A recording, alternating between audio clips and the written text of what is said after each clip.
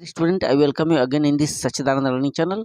Student, class 11 का the adventure chapter, इस video में हम लोग इसके 60 क्वेश्चन आंसर को चेक करेंगे। इसके पहले हम बता दें स्टूडेंट कि क्लास 11 का एक एनसीईआरटी बेस्ट प्लेलिस्ट हमने बनाया है। डिस्क्रिप्शन बॉक्स में उसका लिंक पड़ा हुआ है, वहाँ से आप जाकर के सभी चैप्टरों के क्वेश्चन आंसर आप देख सकते हैं, प्रोज, पोइट्री और सप्लीमेंट्री के। देखिए, पहला क्वेश्चन यहाँ पर पूछा गया कि what plan of action had professor Gaitonde arrived at, यानी जो प्रोफेसर गैटोंडे इस चैप्टर में है वह किस कार्य योजना पर वो पहुँचे थे, क्या कार्य योजना उन्होंने प्लान बनाई थी, क्या कार्य योजना गठित किए थे।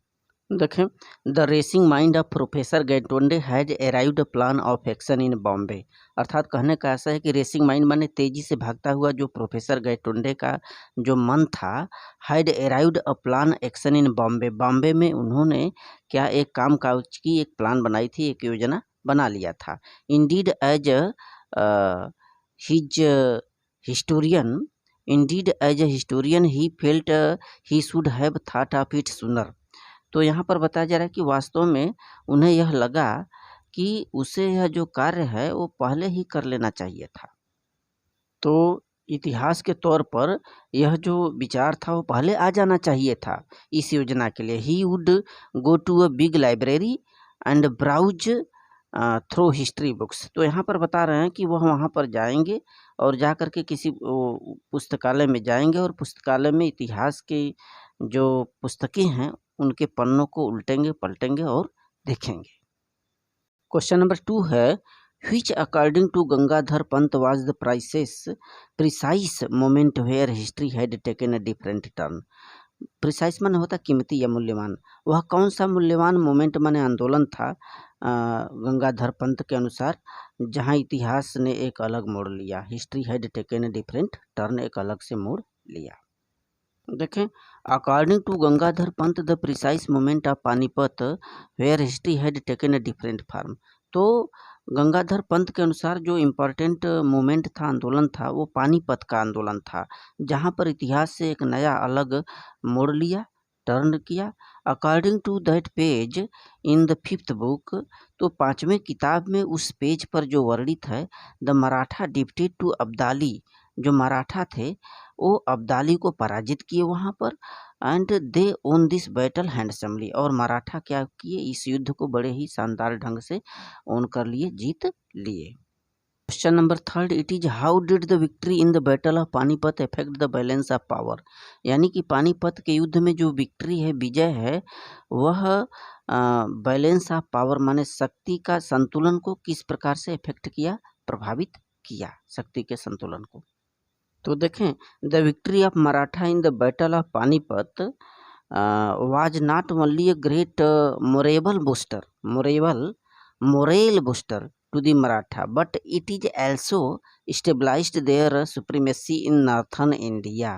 मतलब क्या है कि the victory of northern in the battle of Panipat was not only a great moral booster, मतलब कि पानीपत के युद्ध में जो मराठा थे, मराठा की जो विजय थी, विक्ट्री थी, वह न केवल उनके मनोबल को बढ़ाया, मोरल बूस्टर माने मनोबल को बढ़ाने वाला, न केवल उनके मनोबल को बढ़ाया बल्कि उत्तर भारत में उनकी उच्चतम सत्ता, supremacy in the northern India, बल्कि उत्तर भारत में उनकी उच्चतम सत्ता भी स्टेबलाइज हो गई, स्थापित हो गई।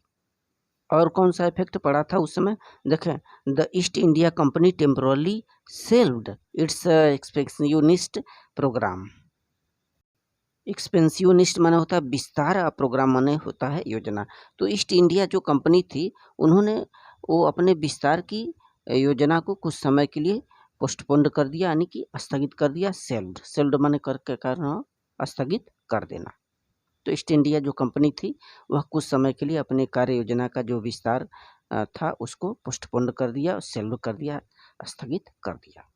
क्वेश्चन नंबर 4 है कि how was the balance of power maintained in the 19th century. तो 19वीं शताब्दी में जो शक्ति का संतुलन था वो किस प्रकार से मेंटेन किया गया, बनाए रखा गया। तो देखिए 19th सेंचुरी में क्या हुआ था। In the 19th century the Peshwas kept the Mughal regime alive in Delhi. कहने का ऐसा यह है कि जो पेशवा लोग थे 19वीं शताब्दी में पेशवाओं ने दिल्ली में मुगल शासक को जिंदा रखा था, एलिव रखा था। पेशवाज एक सैनिक होता है। आगे क्या है कि they were real ruler from Pune, वो पुणे के क्या थे, वास्तविक शासक थे, रूलर थे। Who understood the importance of the technology as dawning in Europe, जो क्या हुआ था कि वास्तव में उस समय उस महत्व को समझे थे, टेक्नोलॉजी को जो टेक्निकल एज ऑफ डाउनिंग यानी कि शिल्प युग का प्रारंभ हो रहा था, शिल्प युग के प्रारंभ होने के जो इम्पोर्टेंस थे, महत्व को वो लोग समझे थे। और क्या किए थे, दे setup their own centres for science and technology, तो साइंस और शिल्प टेक्नोलॉजी के लिए, तकनीकी ज्ञान के लिए उन लोगों ने अपना स्वयं का केंद्र स्थापित किया था, सेंटर स्थापित किया था। So thank you student.